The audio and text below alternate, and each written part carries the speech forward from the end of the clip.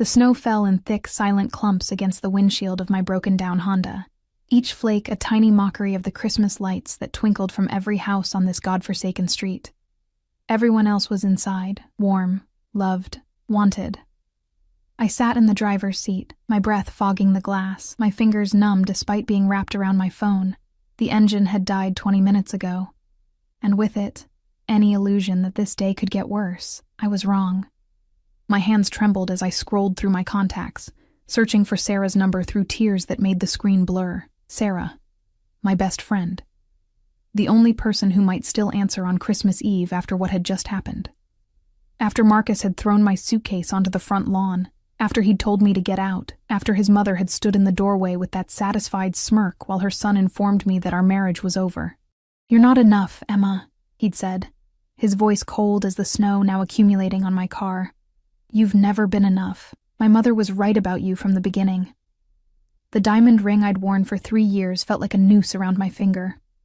I'd ripped it off somewhere between his house and this random suburban street where my car had finally given up, just like everything else in my life.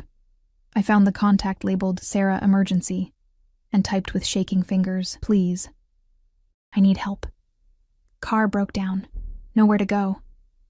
I'm so cold." My thumb hovered over the send button.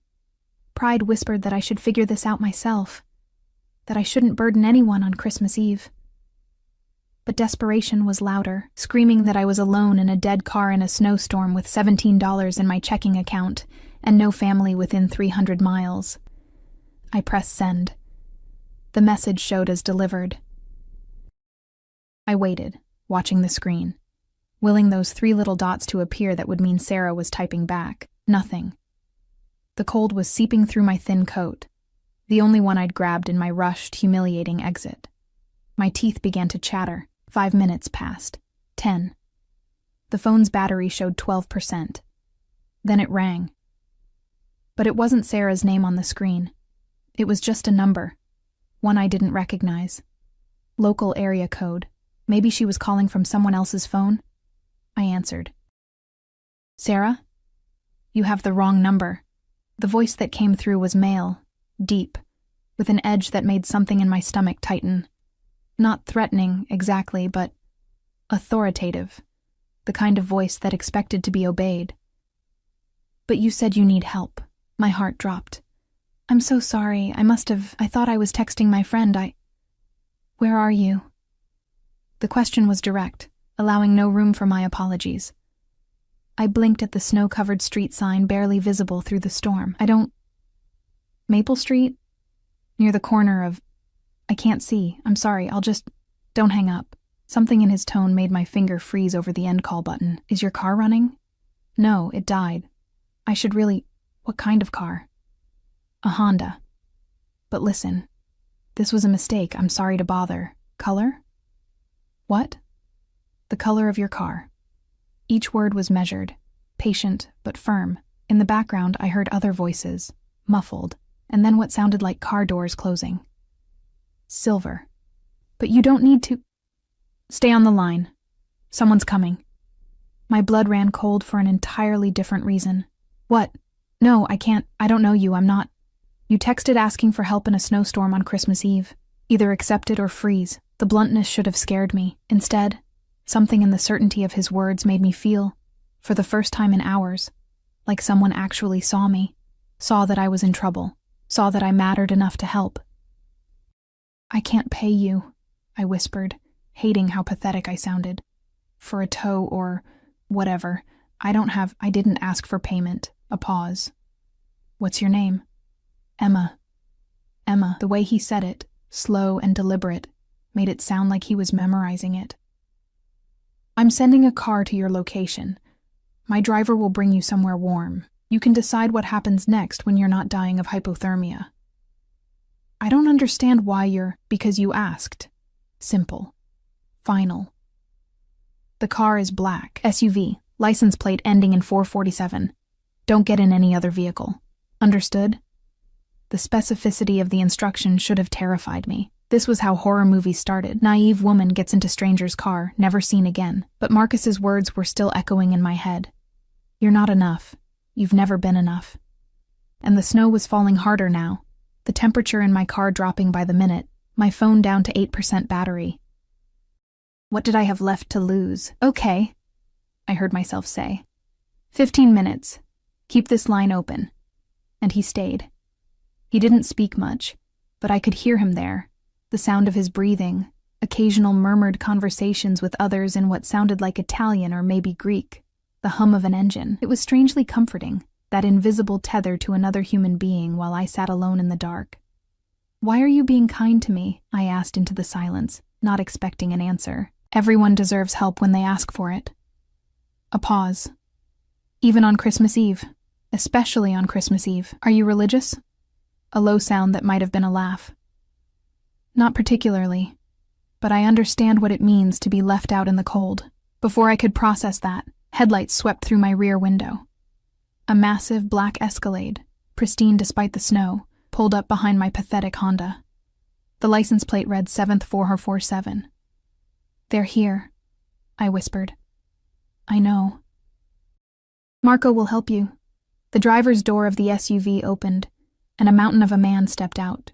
He had to be 6'5" at least, shoulders broad enough to block out the streetlight. He wore a black suit and long coat, completely inappropriate for the weather, yet somehow perfect on him. An earpiece glinted at his temple. He approached my window and knocked gently. I rolled it down. "Miss Emma?" His accent was thick, definitely Italian. "I'm Marco. Mr. Valentino sent me." Valentino. So that was the name of my mysterious caller. "Come. It is very cold." Marco opened my door with surprising gentleness for such a large man. "Your things?" "Just this." I grabbed my purse and the small suitcase from the passenger seat. Everything I owned, apparently. Everything Marcus had deemed worthy of tossing onto his lawn. The man on the phone, Valentino, spoke again. "Marco will take you to one of my properties. It's secure and warm. You'll be safe there." "One of your properties?" My voice went up. "What are you, some kind of real estate mogul?" Silence. Then, something like that. "We'll talk more when you're warm. Marco knows where to take you." "Wait, are you—" But the line went dead. Marco was already loading my suitcase into the back of the Escalade, handling it like it weighed nothing. He opened the rear passenger door, and heat poured out. Real heat. Blessed and wonderful. The interior was all black leather and wood grain, with seats that looked like they cost more than my car. I hesitated at the threshold of this luxury vehicle, this choice, this insane leap into the unknown. "Miss," Marco said gently, "is safe. Mr. Valentino, he doesn't hurt women, only helps." The snow was in my hair now, melting against my scalp. My coat was soaked through, and something in Marco's eyes, a kindness that seemed out of place in that massive frame, made me believe him. I got in. The door closed with a heavy final thunk. Marco slid into the driver's seat, and another man I hadn't noticed was in the front passenger seat, also built like a weapon, also wearing an earpiece. Neither spoke as Marco pulled smoothly into the street. I sat in the back, surrounded by warmth and leather, and the faint scent of expensive cologne, watching my broken Honda disappear in the side mirror. Somewhere in this city, Marcus was probably opening presents with his mother, celebrating my absence like a gift. And I was in a stranger's car, being taken to God knows where, by people who moved with military precision and wore earpieces on Christmas Eve. The smart part of my brain screamed that this was dangerous, stupid, reckless. But the broken part, the part that had been called not enough and thrown away like garbage, whispered that maybe, just maybe, being reckless was exactly what I needed. My phone buzzed. A text from the same unknown number. "You're safe now, Emma. Rest. We'll talk when you arrive." I stared at those words until they blurred. 2 hours ago, I'd had a husband and a home. Now I had nothing except the kindness of a stranger whose full name I didn't even know. The Escalade glided through the snow-covered streets, and against every instinct, against all logic, I felt my eyes growing heavy. The heat, the exhaustion, the emotional devastation of the day, it all crashed over me at once. Just before I drifted off, I wondered what kind of man sent armed drivers in the middle of a snowstorm to rescue a woman who'd texted the wrong number, and what, exactly, I'd just gotten myself into. I woke to silk against my cheek. For a moment, disoriented and warm, I thought I was dreaming. The pillowcase was impossibly soft, the kind of luxury I'd only felt once when Marcus and I had splurged on an anniversary night at a 5-star hotel. But that had been 2 years ago, back when he'd still looked at me like I mattered. Then reality crashed back. The fight, the snow, the car, the stranger's voice on the phone. I sat up too quickly, and the room spun. Floor-to-ceiling windows revealed a city skyline I recognized. Downtown, but from an angle I'd never seen before. High up, very high up. The storm had passed, leaving everything blanketed in white, under a sky just beginning to lighten with dawn. Christmas morning. The bedroom was massive, decorated in shades of cream and gold. The bed I'd been sleeping in could have fit 4 people comfortably. Across the room, my suitcase sat on a bench, and next to it, someone had laid out clothes that definitely weren't mine. Soft-looking loungewear in my size, still with tags attached. My phone was on the nightstand, plugged into a charger, 47% battery, and a handwritten note on heavy cardstock. Emma, you were exhausted. Marco carried you up. There are clothes and toiletries in the bathroom. Take your time. Someone will bring breakfast when you're ready. The penthouse is secure. You're safe here. D. Valentino. D. Valentino. I turned the card over in my hands, studying the heavy black script. Expensive paper. Confident handwriting. The kind of note someone writes when they're accustomed to giving instructions and having them followed. I should have been terrified. I was in a stranger's penthouse, in clothes I didn't remember changing into. Though a quick check confirmed I was still in my own bra and underwear, under an oversized t-shirt that smelled like expensive laundry detergent. Someone had removed my boots and socks, tucked me in like a child. The bathroom was larger than my old bedroom. Marble everywhere, heated floors, a shower that could fit 6 people, and a bathtub positioned in front of another floor-to-ceiling window with a view of the city. On the counter, unopened toothbrush, luxury skincare products, a hairbrush, and even makeup in shades that would actually suit my complexion. Someone had paid attention to details. Someone had cared enough to make sure I had everything I might need. When was the last time anyone had done that? I showered, letting water hot enough to hurt pound against my shoulders, until the bathroom filled with steam, and I could finally breathe without the weight of yesterday crushing my chest. The body wash smelled like vanilla, and something else, bergamot maybe. Expensive. Everything here was expensive. The clothes fit perfectly. Black leggings, a cashmere sweater in deep emerald green. Even slippers, impossibly soft. I caught my reflection in the mirror and barely recognized myself. My eyes were still red from crying, my hair damp and wavy, but the clothes made me look like someone who belonged in a place like this. I didn't belong here. I was Emma Chen, recently unemployed elementary school teacher, recently discarded wife, owner of $17 and a broken Honda.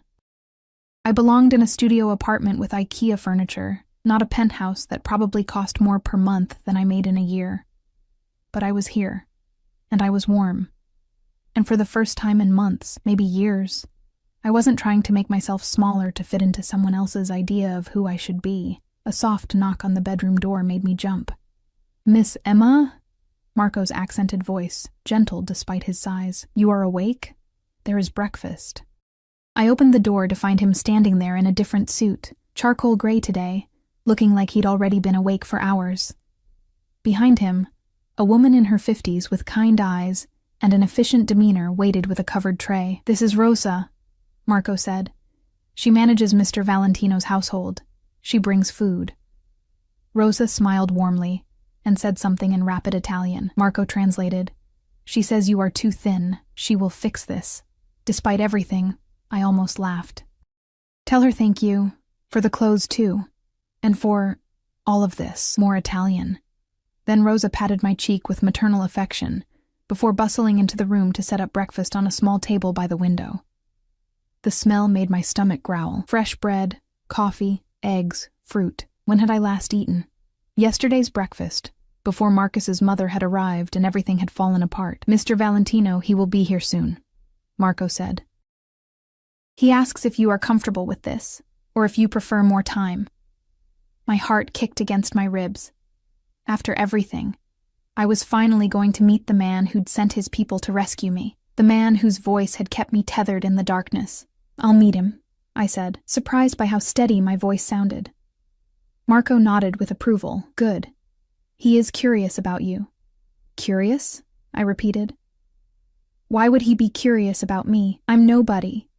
Something flickered in Marco's expression. Surprise, maybe, or disapproval. You are not nobody, Miss Emma.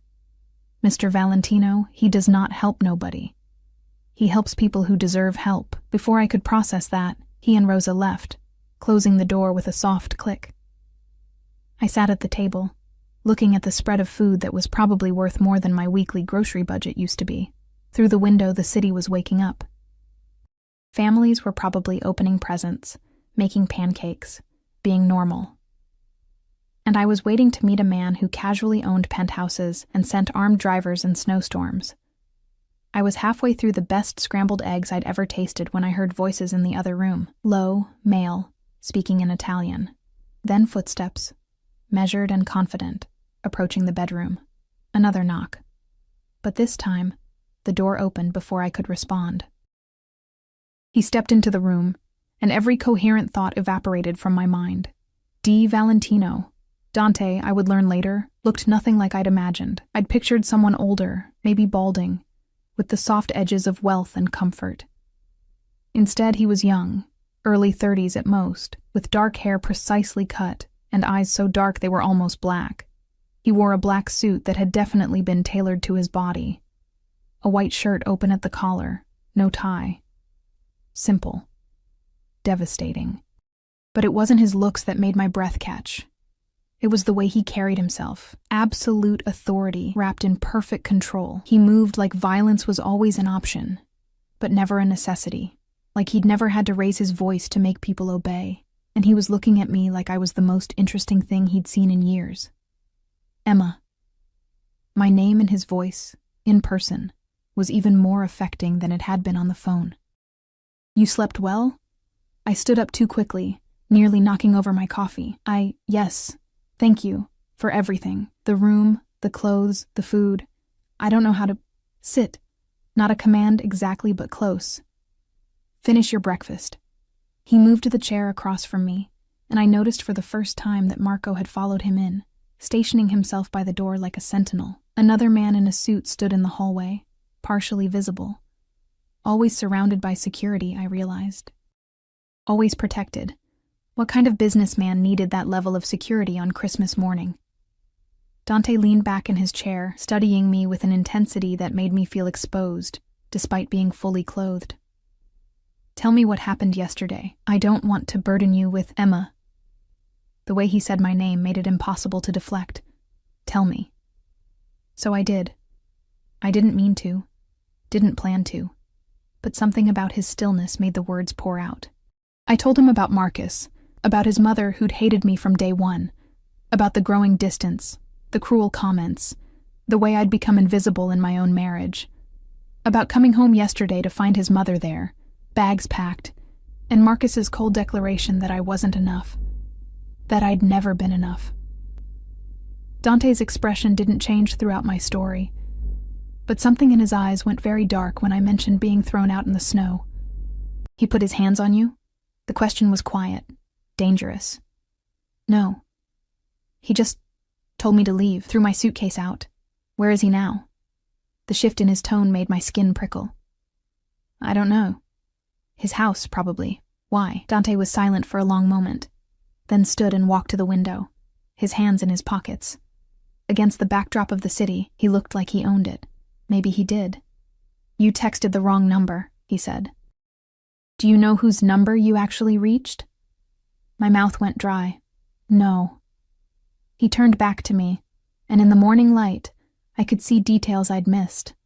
A thin scar along his jaw, the expensive watch on his wrist, the way his suit jacket hung perfectly despite the gun I could now see outlined against his side. A gun. My name is Dante Valentino, he said calmly, and I'm not a real estate mogul, Emma. I run this city's operations for my family's organization. Do you understand what I'm saying? The eggs turned to lead in my stomach. Operations, organization. The way Marco and the other guards moved. The penthouse. The casual use of the word family. In a way that meant something different than blood. You're I couldn't say it. Yes. He watched me carefully, gauging my reaction. And you accidentally asked the head of the Valentino family for help on Christmas Eve, which presents an interesting situation. I stood up, my chair scraping back. I should go. I'm sorry, I didn't mean to. This was a mistake. Sit down. The command in his voice made me freeze. He stepped closer, and I could smell his cologne now. Something dark and woodsy, perfectly subtle, yet impossible to ignore. You're not leaving, he said. And it wasn't a threat. It was a simple statement of fact. Not yet. You can't keep me here. One dark eyebrow rose. Can I? My heart hammered. Why would you want to? He studied me for a long moment, his expression unreadable. Then, surprisingly, he smiled. A small, genuine curve of his lips that transformed his face from intimidating to absolutely devastating. Because you intrigue me, Emma Chen. You ask a stranger for help with no idea who he is. You get in his car, come to his home, and when you discover what he really does, your first instinct is still honesty, not manipulation. He moved closer, close enough that I had to tilt my head back to maintain eye contact. Do you know how rare that is in my world? I'm not rare. I'm just stupid. No. His hand came up, and I thought he might touch my face, but he stopped just short. You're brave. Braver than you know, and you deserve better than a man who throws you away like garbage. The kindness in those words, coming from a man who was clearly dangerous, made my throat tight. What do you want from me? I want you to stay here, for a few days at least, until we figure out what happens next. And if I say no? He stepped back, giving me space. Then Marco drives you wherever you want to go. You walk away and we never speak again. His eyes locked with mine. But something tells me you have nowhere to go, no one to run to, and I'm offering you safety, Emma, time to breathe, to decide what you want your life to look like without someone telling you you're not enough. He was right. I hated that he was right. Why do you care? I whispered. For a moment, something vulnerable flickered across his face. Because someone once helped me when I had nothing, and because... He stopped, seeming to reconsider his words. Let's just say I have my reasons. The silence stretched between us, heavy with unspoken things. Finally, I heard myself say, okay. A few days. Dante's smile was like the sun breaking through clouds. Good. Rosa will make sure you have everything you need. Rest, recover. We'll talk more later. He turned to leave, Marco already opening the door. Dante? He paused, looking back. What happens after a few days? His expression was unreadable again. All business. That depends on you, Emma, and what you're willing to risk. Then he was gone, leaving me alone with the breakfast, the view, and the terrifying realization that I'd just agreed to stay in the home of a mafia boss. A mafia boss who looked at me like I mattered, like I was enough. The next 3 days passed in a surreal haze of luxury and carefully maintained distance. Dante was gone most of the time. Business, Marco said vaguely when I asked. But even in his absence, I felt him everywhere. In the books on the shelves chosen with obvious care, ranging from classic literature to modern thrillers. In the playlist that came through the penthouse speakers, an eclectic mix that somehow matched my taste perfectly. In the way Rosa appeared with my favorite foods, before I realized I was hungry, as if someone had been paying very close attention to what I ate and didn't eat. On the second day, I found a new laptop on the desk in the study, already set up with my name. A note in Dante's handwriting, in case you want to look for jobs or anything else. I should have been disturbed by how much he'd learned about me in such a short time. Instead, I found myself spending hours researching him. Dante Valentino, 32. Took over the family operations at 25 when his father was killed in what the news articles delicately called a business dispute. Since then, he'd consolidated power, eliminated rivals, and turned the Valentino organization into something more sophisticated. Less street violence, more legitimate business ventures with carefully hidden illegal foundations. He was feared, respected, untouchable. And he'd saved me from freezing to death in my car because I'd sent a wrong number text. On the third night, I was curled up on the massive couch in the living room, wearing another set of expensive loungewear that had appeared in my closet. When I heard the penthouse door open, my heart jumped before I could stop it. Dante walked in, and I was struck again by how he commanded space without effort. He looked tired. There were shadows under his eyes I hadn't noticed before, but he smiled when he saw me. "You're still awake." I couldn't sleep. I set down the book I'd been pretending to read. "How was business?" "Tedious." He shrugged off his suit jacket, draping it over a chair, and loosened his tie. The casual domesticity of the gesture made something flutter in my chest. But resolved. "Have you eaten?" Rosa made sure I had enough food to feed an army. "She worries." He moved to the bar cart, poured 2 glasses of wine without asking if I wanted one. When he handed me a glass, his fingers brushed mine, and I felt the contact like electricity. "She thinks you're too sad. I'm fine." "You're a terrible liar, Emma." He sat on the other end of the couch, close but not touching, and studied me over the rim of his glass. "You've cried every night since you've been here. The walls aren't as thick as you think." Heat flooded my face. "I'm sorry. I didn't mean to." "Don't apologize." His voice was gentle. "You're allowed to grieve, even for something that didn't deserve you." I took a long sip of wine to avoid responding. It was excellent, of course. Everything here was excellent. "I've been thinking," Dante said after a moment, "about your situation." "What about it?" "Your ex-husband, Marcus Chen." The way he said the name, flat and cold, made me look up sharply. He's an investment banker at Merrill Lynch. Lives in a house his mother bought him. Drives a Porsche he can't actually afford. And he's been having an affair with his colleague Jennifer Matthews for the past 8 months. The wine glass nearly slipped from my hands. "How do you—" "I make it my business to know things, Emma. Especially about people who hurt those under my protection." He watched me carefully. "Did you know about the affair?" "I suspected, but I didn't want to believe it." The admission hurt, even now. "How long have you known?" "Since the morning after you arrived." I had someone look into him. He leaned forward, elbows on his knees. "The house is in his mother's name. The car is leased. His salary barely covers his lifestyle. He's drowning in debt from trying to maintain appearances. Why are you telling me this? Because you blamed yourself." His eyes locked with mine. I could see it in the way you talked about him. Like somehow his cruelty was your failure.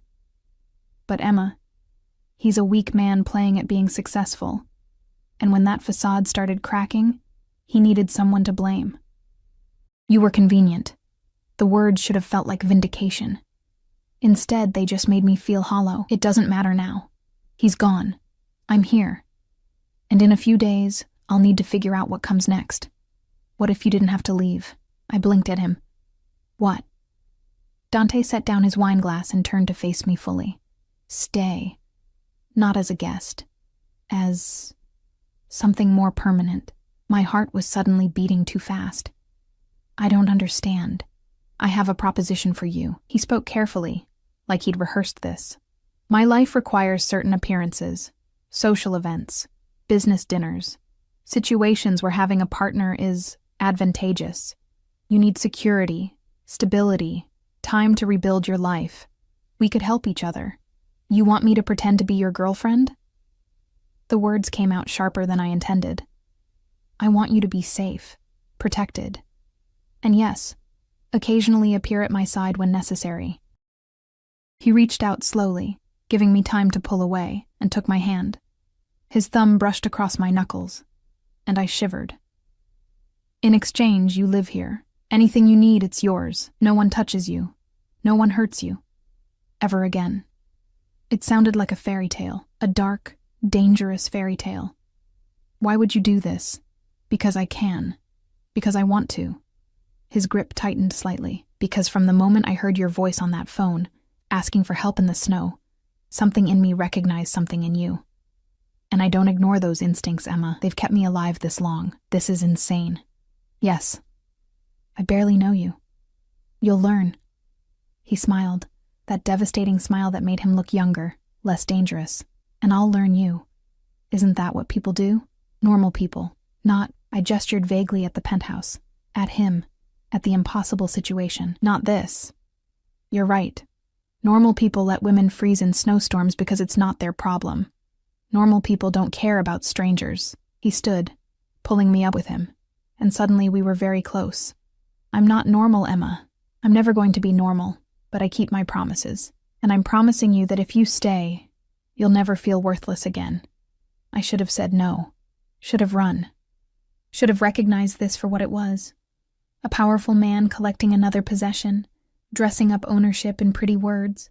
But when he looked at me like that, like I was something precious he was afraid might disappear, I didn't see a mafia boss. I saw someone who understood loneliness, who knew what it meant to be surrounded by people and still feel utterly alone. I need time to think, I whispered. Take all the time you need. But he didn't let go of my hand. Just think here, where I know you're safe. The possessiveness in those words should have terrified me. Instead, it made me feel seen, wanted, protected in a way I'd never experienced. Okay, I heard myself say. I'll think about it. His smile was triumphant, and he lifted my hand to his lips, pressing a kiss to my knuckles that sent heat racing up my arm. Good. Now have you had dinner? Real dinner, not whatever Rosa forced on you earlier. Despite everything, I laughed.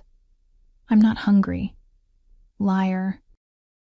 He kept hold of my hand as he led me toward the kitchen. You pick at your food like a bird. We're fixing that. What followed was the most surreal hour of my life. Dante Valentino, head of a crime family, made me pasta carbonara in his gourmet kitchen while telling me stories about Rosa's attempts to teach him to cook when he was younger. He was funny, self-deprecating about his culinary failures, and intensely focused on making sure I ate every bite. You're staring, he said, without looking up from the pan. I'm trying to reconcile the man who makes pasta with the man who... I stopped. Who kills people? He said it so casually, like discussing the weather. I won't lie to you, Emma. I've done terrible things. I'll probably do more terrible things. But never to you. Never to anyone under my protection. How can you separate it like that? He plated the pasta with surprising skill, then brought both dishes to the small table in the kitchen nook. Because in my world, there are lines, rules, and the most important rule is this: you protect what's yours, no matter the cost. And I'm yours now? The question came out more breathless than I intended. His eyes met mine, dark and intense. You will be. If you let me. We ate in charged silence, the tension between us thick enough to taste. Every time our hands brushed, reaching for wine or bread, I felt it like a shock. Every time he looked at me, I forgot how to breathe. This was dangerous. He was dangerous. Not because he might hurt me, some instinct deep in my bones said he wouldn't, but because I was starting to want this. Want him, want the safety and the attention, and the way he looked at me like I was the only person in the world who mattered. After dinner, he walked me back to my room, his hand resting possessively on the small of my back. Dante? I turned to face him at the door. Yes? Why me? Really, you could have anyone. He studied my face for a long moment, then reached up to tuck a strand of hair behind my ear. The gesture was achingly gentle. Because everyone else wants something from me. Power, money, protection. You just wanted help. You didn't know who I was, and you still said thank you. His hand lingered against my cheek. Do you know how rare that is? How precious? I leaned into his touch before I could stop myself. I'm not special. Let me be the judge of that. He stepped closer, and I could feel the heat of him, smell his cologne, see the flecks of gold in his dark eyes. Sleep well, Emma, and think about my offer. Think about staying. Then he was gone, leaving me trembling in the doorway. I dreamed that night of dark eyes and gentle hands, of safety wrapped in danger, of a man who looked at me like I hung the moon and would burn down the world to keep me safe. When I woke the next morning, there was another note on my nightstand. Had to leave early. Business in Philadelphia. Back tonight. Don't leave. Please. The please undid me. A man who commanded armies saying please to me. Like my choice mattered. Like I mattered. I spent the day exploring the penthouse more thoroughly, finding pieces of Dante in every room. Photos of him as a child with a beautiful woman who had to be his mother. Both of them laughing. before whatever darkness had taken her. Books with passages underlined in his precise handwriting, a guitar in the study, well-worn and obviously played. In his bedroom, which I definitely shouldn't have been in, I found more. The bed was massive, covered in dark gray linens. His closet was full of expensive suits, all perfectly organized. But on his dresser was a photo I recognized. My driver's license picture, printed out. He'd been looking at my face, studying me. The possessiveness of it should have scared me. Instead, I picked up the photo, tracing my own features, wondering what he saw when he looked at it. "Miss Emma?" I jumped, spinning to find Marco in the doorway. He didn't look surprised to find me in Dante's room, which was somehow worse. "I'm sorry. I was just... is okay." He smiled slightly. "Mr. Valentino, he would not mind. He wants you comfortable everywhere. Marco, can I ask you something?" "Of course. Why is he doing this? Really?" Marco was quiet for a moment, then stepped into the room. "You know his mother died when he was young." I nodded. "She was killed. In crossfire, they say, but we know better. She was targeted to hurt his father." Marco's expression was somber. "Dante, he was 12. He found her, and he made a promise that day. Any woman under his protection. No one touches. No one hurts. This is sacred to him." My throat tightened. "I'm not under his protection. You are. The moment you asked him for help, you became his responsibility. And when Dante Valentino takes responsibility..." Marco shook his head. "He does not let go, ever." The words should have sounded like a warning. They sounded like a promise. That night, I heard the penthouse door open close to midnight. I was still awake, had been for hours, thinking about everything Marco had said. About Dante's offer. About the fact that I hadn't felt this alive. This scene, in years. Footsteps approached my door. A soft knock. "Emma? You awake?" I opened the door to find Dante still in his suit, looking exhausted but relieved to see me. "I wasn't sure you'd still be here," he admitted. "Where else would I go?" His smile was brilliant. "Come with me. I want to show you something." I had no idea the penthouse had rooftop access, but of course it did. Everything about Dante's world was full of hidden spaces, secret luxuries, things that existed beyond the reach of ordinary people like me. The cold hit immediately. December in the city was unforgiving, but Dante was already draping his suit jacket over my shoulders before I could shiver. It smelled like him, warm and expensive and safe. "Look," he said, guiding me to the edge where a glass barrier protected us from the drop. The city sprawled below us, a carpet of light stretching to the horizon. From up here you couldn't see the grime or the struggle, just beauty, just possibility. "When I was 17, Dante said quietly, "I stood on a rooftop like this and decided who I was going to be. My father wanted me to take over the family business, but I wanted out. I wanted normal." He laughed, but there was no humor in it. "I was naive. Thought I could just walk away, go to college, become someone else." What happened? Reality. My father was killed 3 days before my 18th birthday, and suddenly, normal wasn't an option anymore. It was let or watch everything he'd built burn. He turned to look at me, his face half in shadow. So I led. And I was good at it. Too good. And now here I am, 20 years later, standing on another rooftop, realizing I haven't made a single choice for myself in all that time. Why are you telling me this? Because you're the first choice I've made that's just mine. Not for the family, not for business, not for strategy. He moved closer, his hands coming to rest on the barrier on either side of me, caging me in without touching me. Just because I want you here. My breath caught. Dante, I know this is fast. I know it's insane. But Emma, I haven't felt anything real in so long, and then you called me in a snowstorm and asked for help like you believed someone might actually care. His voice dropped lower, more intimate. And I realized I do care. More than I should. More than is smart. You barely know me. I know you're kind, even when the world hasn't been kind to you. I know you say thank you to people others don't even see. I know you read mystery novels and drink your coffee with too much cream, and you cry quietly because you don't want to burden anyone with your pain. His hand came up to cup my face, thumb brushing my cheekbone. I know enough. This is crazy. Yes.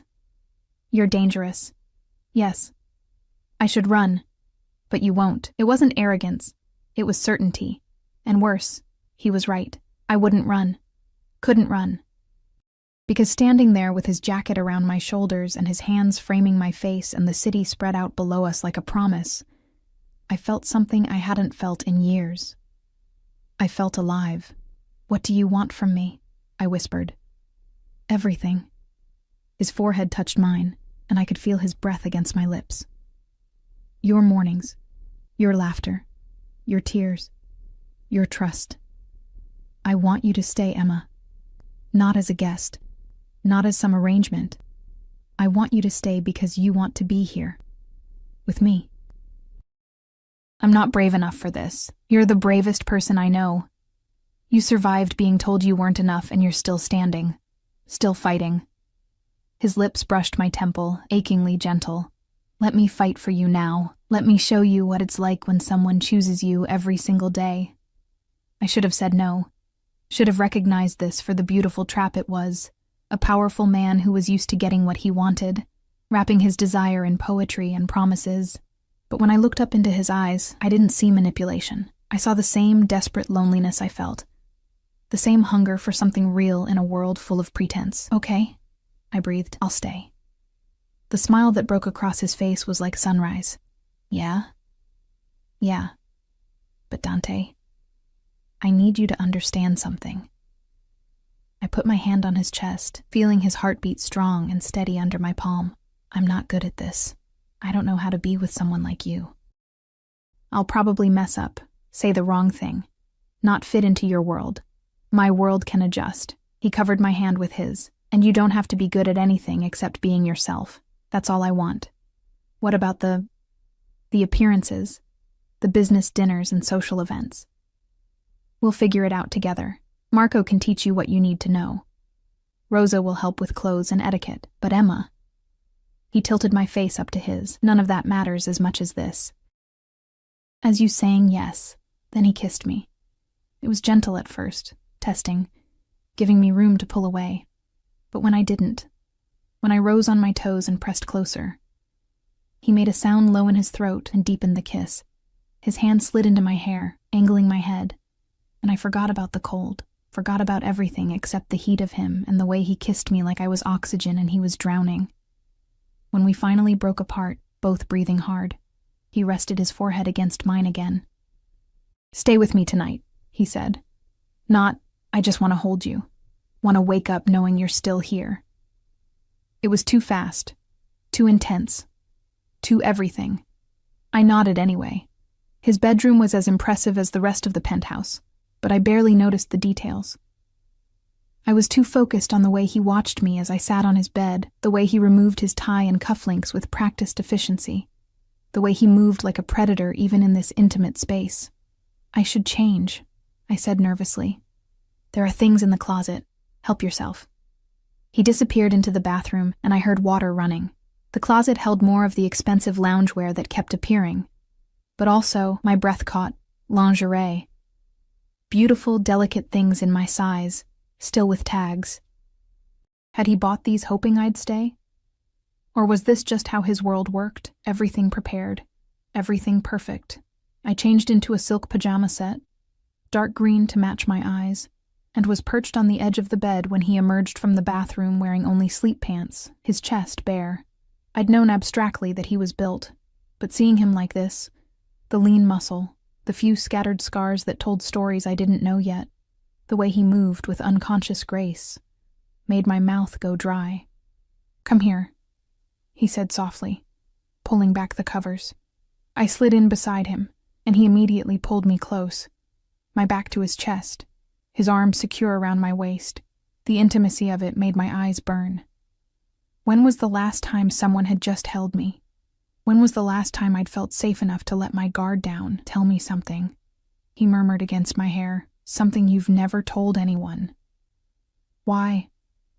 Because I want to know you, the real you, not the version you show the world. I was quiet for a long moment, then heard myself whisper, I wanted to be a writer, when I was young, before teaching, before Marcus. I used to write stories, create whole worlds, but Marcus said it was childish, a waste of time.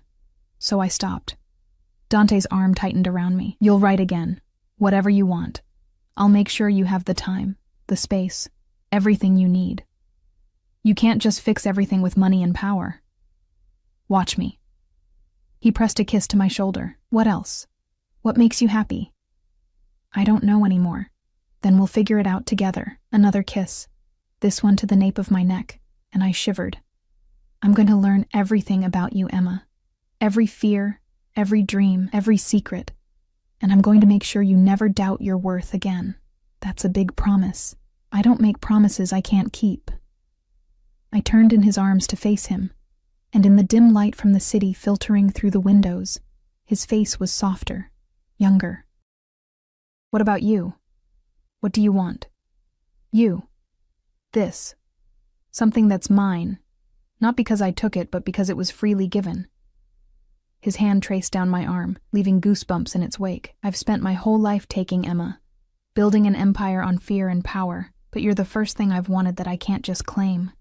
You have to choose me, every day. And that terrifies me. The vulnerability in his voice undid me. I'm here, aren't I? For now. But what happens when you see the rest of it? The ugly parts I can't hide forever. His jaw tensed. What happens when you realize what I really am? What are you? Dangerous. Ruthless. I've killed people, Emma. Not many. Not recently, but enough. I've made choices that keep me awake at night. I'm not a good man. Maybe not. But you saved me when you didn't have to. You've been nothing but kind to me. Gentle. I touched his face, tracing that scar along his jaw. Maybe good and bad isn't as simple as we think. He caught my hand, pressed a kiss to my palm. You're going to undo me. Is that bad? I don't know yet. But he was smiling, and he pulled me closer, tucking my head under his chin. Sleep, Emma. We have time to figure this out. I drifted off, wrapped in his arms, feeling safer than I had in years, not knowing that safety was about to shatter. I woke to chaos, shouting, breaking glass.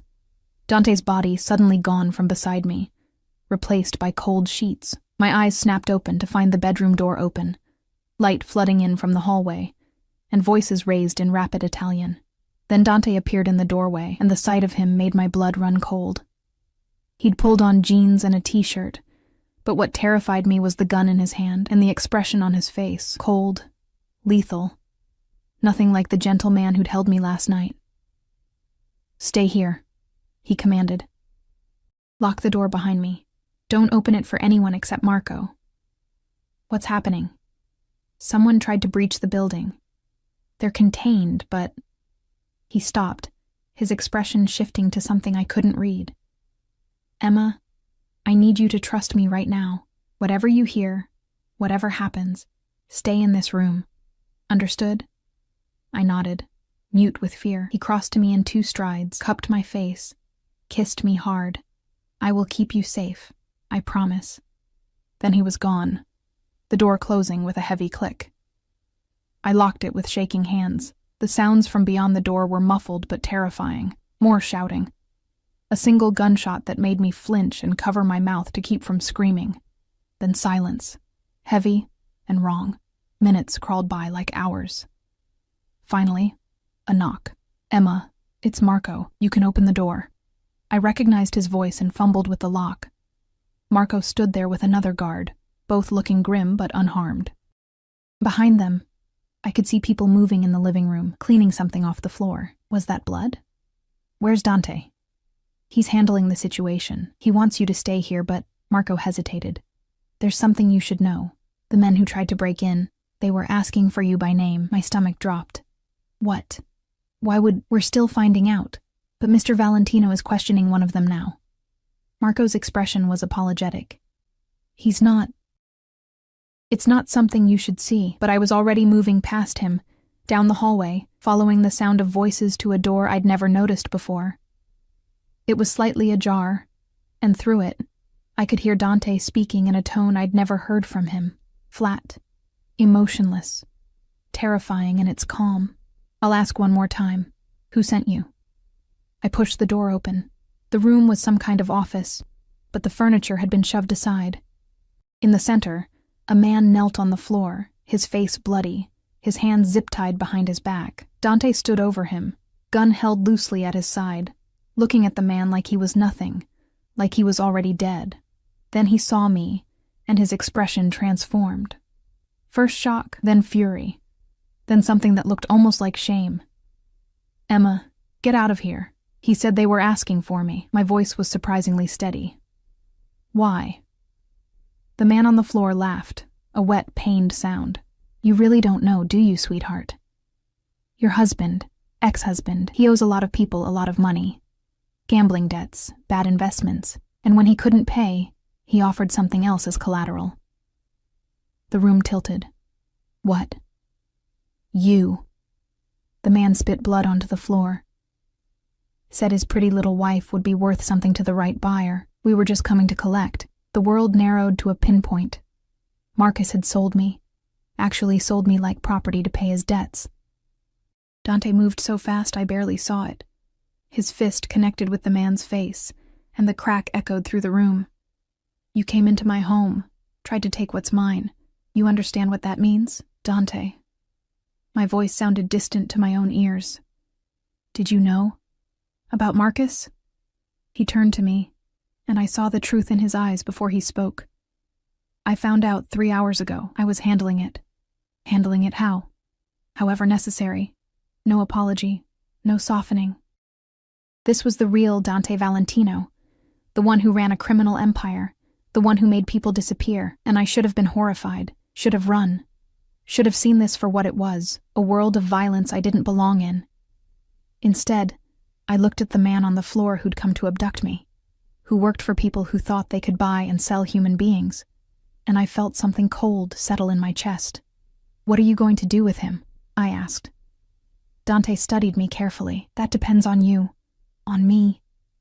You wanted to know what I really am. This is it, Emma. This is the choice. You can walk away right now. I'll make sure you're protected, set up somewhere safe, give you enough money to start over. Or you can stay, knowing this is part of my world, knowing I'll always choose your safety over mercy." The man on the floor had gone quiet, watching this exchange with dawning understanding.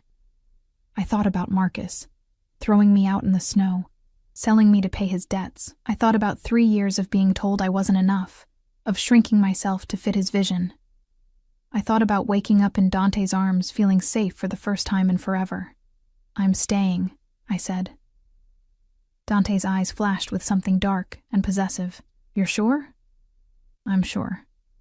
He nodded once, then turned to Marco. "Take her back to the bedroom. I'll be there soon." "No." I stepped forward. "I said I'm staying. That means all of it. I'm not some fragile thing you need to protect from reality." For a long moment, Dante just looked at me. Then, incredibly, he smiled. Proud and fierce and utterly devastating. "Okay, then stand over there and don't interfere." What followed was brutal and efficient. Dante extracted information about Marcus's debts, about who else might come looking, about every detail of the operation. He didn't torture exactly, just made it very clear what would happen if the man didn't cooperate, and he cooperated. When it was done, Dante made a phone call in Italian, and 2 men I'd never seen before arrived to take the prisoner away. I didn't ask where they were taking him. I didn't want to know. Finally, we were alone in the office. Dante stood there, breathing slightly heavier than normal, a spot of blood on his shirt, looking at me like he expected me to bolt. "Say something," he said quietly.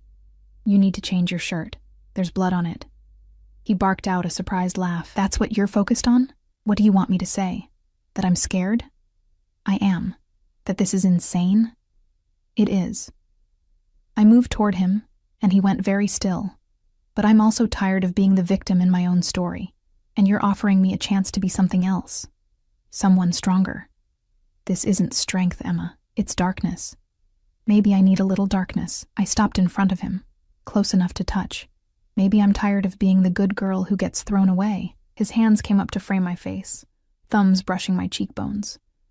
You're not thrown away. Not anymore. You're mine. And anyone who tries to take what's mine. His eyes went cold and hard. They learn very quickly why that's a mistake. The possessiveness should have terrified me. Instead, it made me feel powerful, wanted, chosen. What happens now? I asked. Now, I make sure Marcus Chen understands what he's lost and what it costs to put you in danger. His smile was sharp, dangerous. And you, Emma, you decide just how deep into this world you want to go. I thought about it for exactly 3 seconds. All the way, I said. I'm all in. Dante's kiss was hard, claiming, full of dark promise. And when he pulled back, his eyes were blazing. Then welcome to my world, amore mio. Let's show them what happens when someone underestimates you. The next morning, I woke alone again. But this time there was a dress laid out on the chair. Black, elegant, expensive. And a note. We have a meeting today. Dress accordingly. Marco will brief you. You're about to see exactly what you've agreed to. Drosa appeared with breakfast and an expression that was equal parts approval and concern. She chattered in Italian while helping me with my hair and makeup, transforming me into someone I barely recognized. The woman in the mirror looked sophisticated, dangerous even, in the way she held herself. Marco knocked precisely at 10. Miss Emma, are you ready? Ready for what? Mr. Valentino is addressing the family council today. He wants you there. My stomach dropped. The entire council? Marco, I don't know anything about... You know enough. His expression was kind.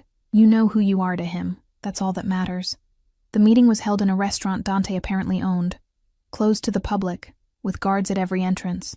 The back room was set up like a boardroom, with a long table surrounded by men in expensive suits.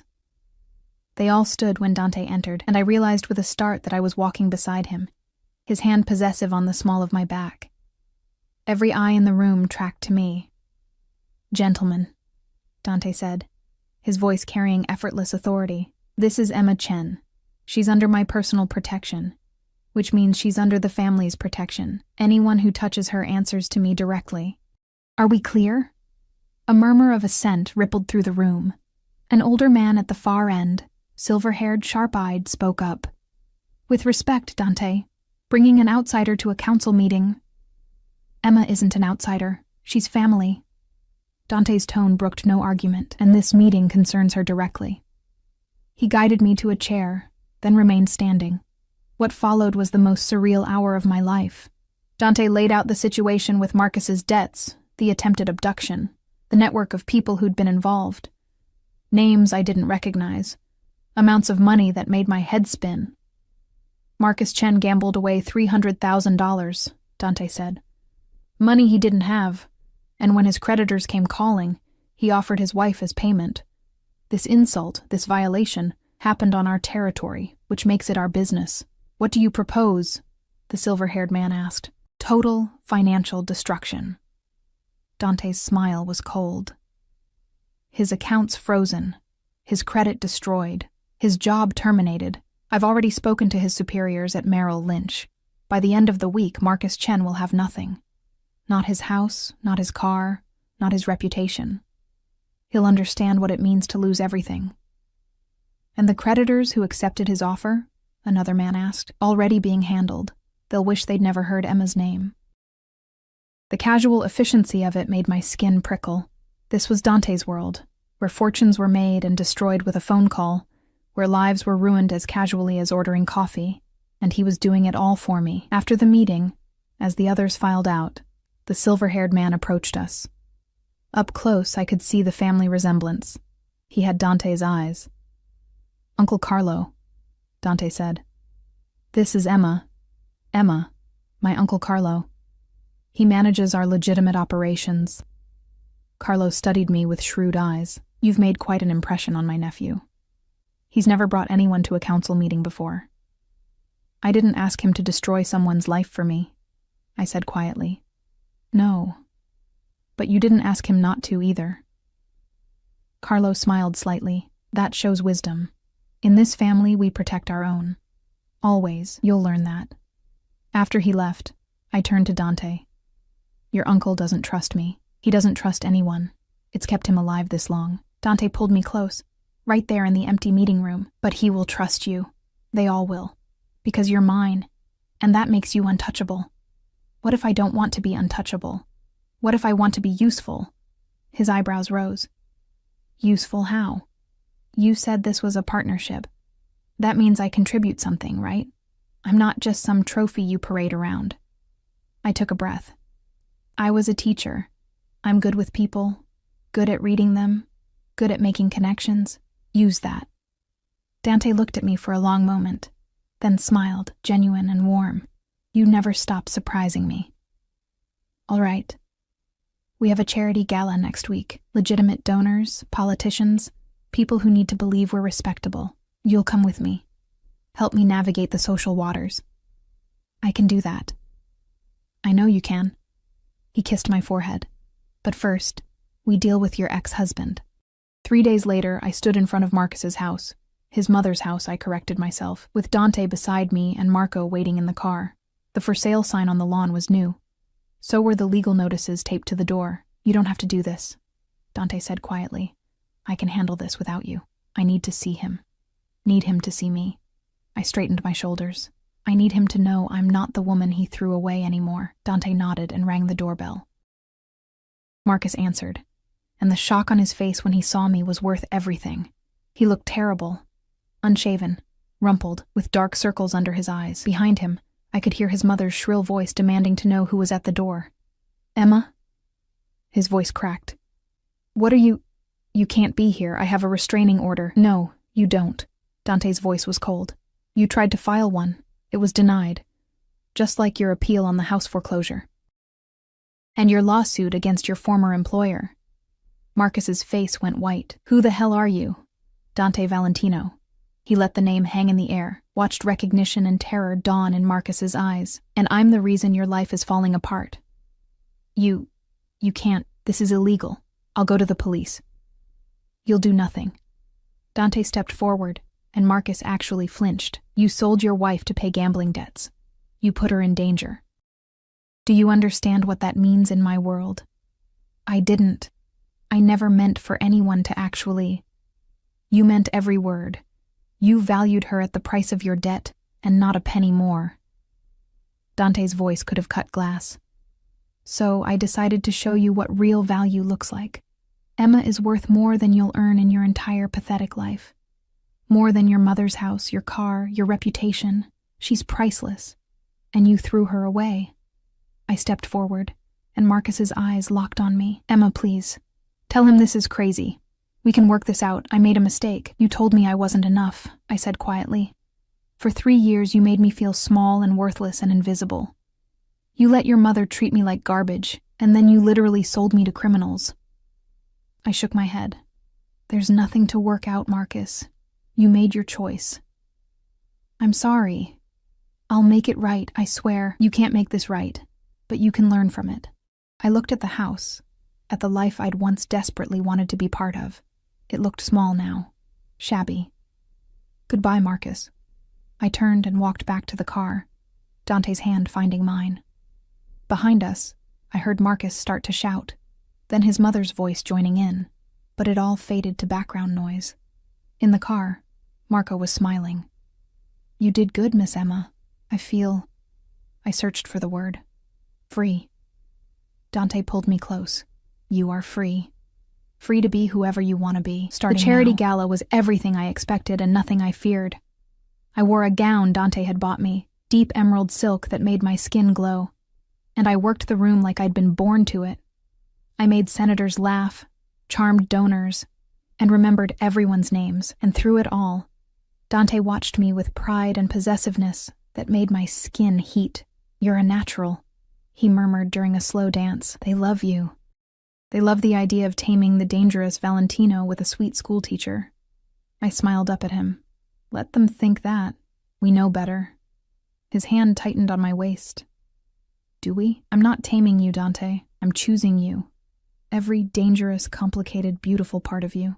I leaned closer. And you're choosing me, the woman who's learning she's stronger than she ever knew. Ti amo.